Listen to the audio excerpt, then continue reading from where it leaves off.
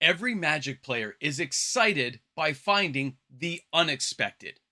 That series of cards that allows for a crazy combination that allows you to win the game.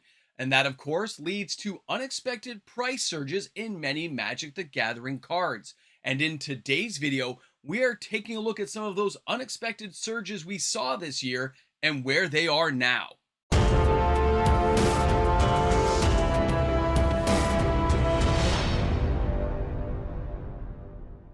If you're looking for an exact criteria to locate a hidden gem in Magic the Gathering that will have the catalyst of an unexpected price surge, well, there's a lot more going on than just that, which is why we're here to discuss it.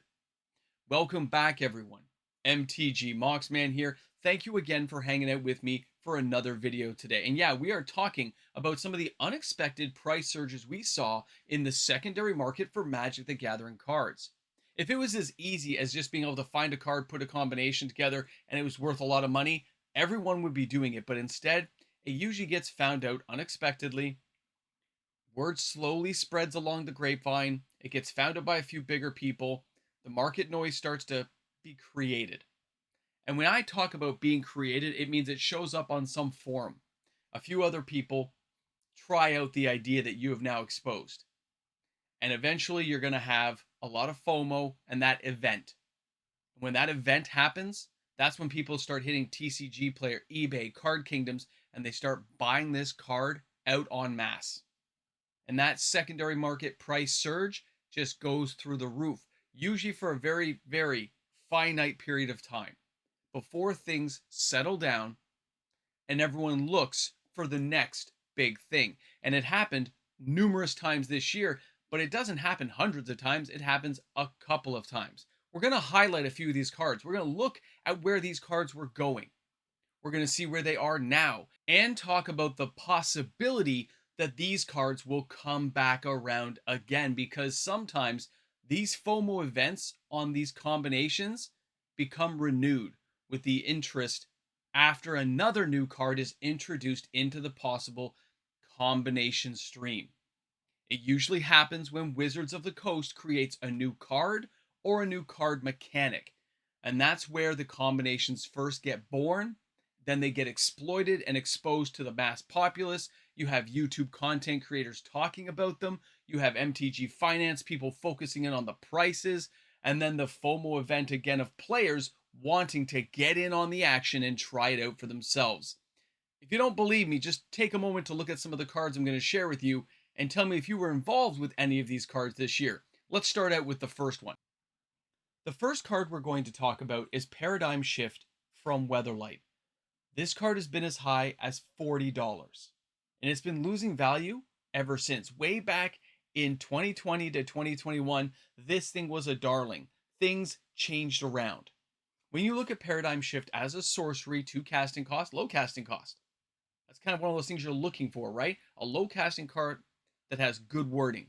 It says in this card, remove all cards from your library from the game. Shuffle your graveyard into your library. But if every card is in your graveyard, you no longer have a library. It looks on the front like you're just going to lose. But then along came cards like Jace, the Wielder of Mysteries, where his passive ability says if you would draw a card while your library has no cards in it, you win the game.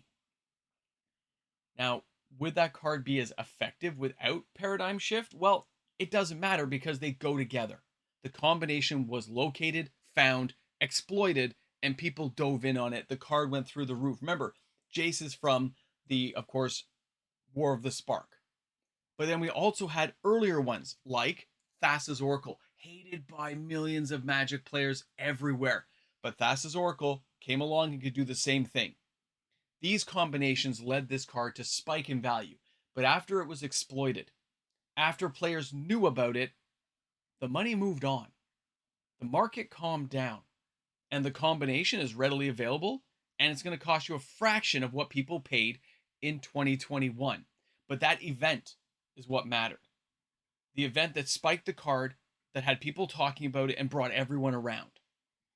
Now, if we go ahead and we take a look at Forsaken Wastes, this happened this year from Mirage. If you look back here at early 2024, This thing was like a couple of dollars, $5 card. Nobody cared. Right now, it sits at $26. But back in October, this thing was $40 plus. Forsaken Waste, where players can't gain life. But this card, we knew it existed. So what happened? One card. Okay? Valgaveth, the Harrower of Souls, broke it. It just became a huge thing to get this into your commander deck, to pick it apart and just brutalize it. But it's not as if this wasn't the first time combinations for Forsaken Waste have been around. Transcendence has been here for a very long time. Okay, it's an old card. And when you look at that combination, the ability to see a new card come along when an old card already existed to break the combo. But Harrower of Souls as a newer card into Commander, which is a massive format. Don't forget that. Don't underestimate the player base that can have an impact on what you're trying to do or what gets found and exploited. The FOMO that can be generated is just earth-shattering. But again, if you backtrack and look at that Forsaken Waste, it is now trending down in value. The price is dropping because it is worn on. The question will be, will people buy that card as it drops down to the $7, $8 level? Because it's not likely to go back down to $5, but it's probably going to go to sub 10, below $10 in value, because nothing else is propping the card up until the next combination, the next thing that drives that price, the next unexpected surge. Now, Soldevi Digger, Alliances. This card went up to like $15 from being a 50-cent, card from Alliances nobody really cared about. It's been duplicated in other ways. There's other cards that do the same thing. So when you look now at Soldevi Digger, recycling your graveyard doesn't seem like a real hot topic, but it's how that combination can be used to be exploited, to be making itself into a hidden gem that drives the value of the event. River Song was a big thing. When it came along and it says you now draw cards from the bottom of your library, that means any card that goes to your graveyard that you recycle with Soldevi Digger now goes on the bottom of your graveyard, bottom of your library, but River Song draws from the bottom of your library. So you can have infinite recursion on certain cards. And when you have things like Grenzo, the Dungeon Warden, he can allow for infinite damage loops with things like the Murderous Redcap, or something simple with River Song like a Time Warp spell. Infinite looping Time Warp with River Song and Soldevi, as long as you have a way to win the game still. You are now in control of everything going on because nobody else can take a turn. It's as simple as that, at a very low cost, by the way, for players trying to build these combinations. The prices don't cost a fortune anymore. It's not $15, $20, $60, $90. You can get that combo for like $15. Now, if we move on to something like Mind Over Matter from Exodus, this card in 2021 spiked to like $150. In 2023, it went back up to $100, and it's kind of been trending down again, where you can find this card for around $38. So when you look at Mind Over Matter, huge casting cost, but again, when you're looking for that hidden gem, it's what it can do. The choose to and discard a card, tap or untap a target artifact, creature, or land allows for crazy possibilities for this card. Now, you can be as simple as Temple Bell. Each player draws a card, which means if you have Temple Bell with this, you're sacrificing your cards. You can mill out every single person in the commander pool. An insane combination that costs nothing. You could jump over and use the One Ring. Remember that bottom ability. Put a burden counter on the One Ring, then draw a card. And for each burden counter on the One Ring, which means you're drawing and drawing and drawing just for yourself, you can pick up your entire deck and do crazy things. That is insane. And that's still allowed in Commander. And this is a $38 card. Where players look for all these crazy combinations, this is stuff that already exists. But that unexpected surge is now over, so players can get these cards a lot cheaper. You can also jump to things like Arcanus the Omnipotent, which again, draw 3 cards, but you could discard 1, and of course, draw 3 more, discard 1, draw 3 more, because you can keep using Mind Over Matter. There's no limit to what the card will do. So the chances of Mind Over Matter being broken again, or another combination card being found, seems far more likely, which means that price tag may go down a bit more, but it's never going to be a $10 card again. And as it drops, other players do pick up copies of this card. Now, for the last one we're going to take a look at, which was this year. This is Gushta Scepter. This was a big thing. It jumped up to $15 in 2021 during the buyouts for no real reason. There were some little combinations you could do with the card, but it didn't really warrant as much as what people thought. But when you jump over and look at the card, being able to hide things away and bring them back later is kind of cool. But it became really broken this year when we had Flubs the Fool come on in. You can play an additional land on each of your turns, but whenever you play a land or cast a spell, draw a card. If you have no cards in hand, otherwise you discard a card. So you would hide things with the scepter to make sure you could draw the extra cards to get that card draw going along. The possibility of the cards I shared with you today having another unexpected surge does seem likely. They've had it more than once already. They are likely to have it again. But you notice not every Magic card has these events because the wording on the card is too linear. It's too narrow focused. You have to find cards that have a wide breadth of wording that allows for multiple things to be manipulated, like mind over matter, with being able to tap and untap lands and artifacts. It gets insane pretty quick when new cards are invented and brought into the card pool. Holding on to these cards will really allow you to avoid the trap of ever having to rebuy them again.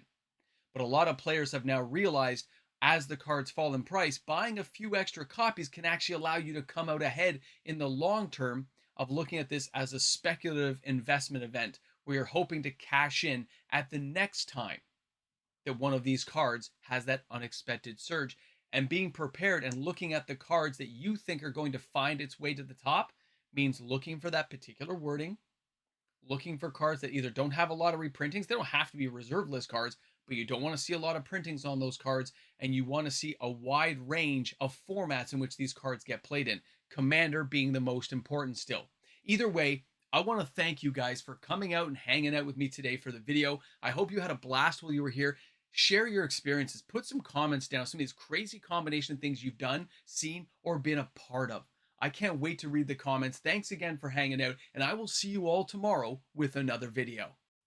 Hey guys, a big shout out and thank you to the fantastic patrons of the channel. Because of these amazing patrons, daily uploaded content is put out there for YouTube, and all the amazing fans we have and support the channel allow for daily uploaded content. So thanks again for being supporters. Thanks for my patrons and YouTube membership members. Guys, it's a new year. Let's have a blast. Well, here we are at the end of the video. Welcome back to the first Ramble Jamble of 2025. Now, there's a reason I chose today's video to share with you guys. These event cards keep happening. It isn't every reserve list card. It's not. It's the wording on particular cards that allows for these things to happen as Wizards of the Coast creates new card mechanics. Focus on those things. Look at these cards. If you can find them cheap and you want to profit from them at some point, these might be cards to hold on to. And they already have known combinations, which means they already have a certain inherent built-in value that a lot of players are going to miss out on. Players aren't going to think about it. Oh, I played that combo. I did that already. That's done, been there. Yeah, but when you're playing in the game and you want to re-experience something, you don't want to have to rebuy the card. You want to own it, shop away, and look at something new. But you want to keep the original stuff just in case you want to replay it, just in case a new combination comes along. Short-sighted players miss out on this a lot. I don't want you guys to be part of that crowd, okay? I've done it. I have missed out numerous times. Oh well. Life's tough. Yeah, I'm going to say it. Get a helmet. Guys, have a great one. We'll see you tomorrow. Ramble Jamble 2025! Yeah!